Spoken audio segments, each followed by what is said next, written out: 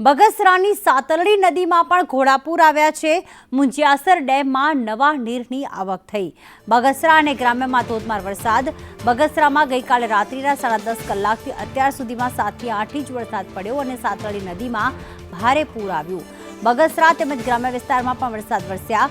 મુંજિયાસર ડેમમાં નવા નીર આવ્યા છે। 2 ફૂટ પાણીમાં વધારો થયો છે। વરસાદ પડતા લોકો પાણીનું પૂર જોવા એકઠા થયા હતા અને સર્વત્ર પાણી જ પાણી જોવા મળી રહ્યું છે। અમરેલીના બગસરાની સાતલડી નદીમાં ઘોડાપૂર આવ્યું છે।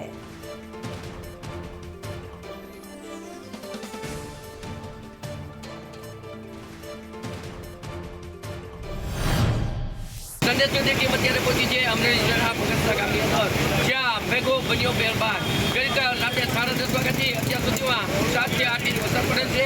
હાલમાં પણ વરસાદ ચાલુ છે અને બગસરાના ગ્રામ્ય વિસ્તારની અંદર પણ અત્યારે વરસાદ ચાલુ છે, જેમાં મુંજિયાસર ડેમની અંદર અત્યારે 2 ફૂટ નવા નીર આવી ચૂક્યા છે।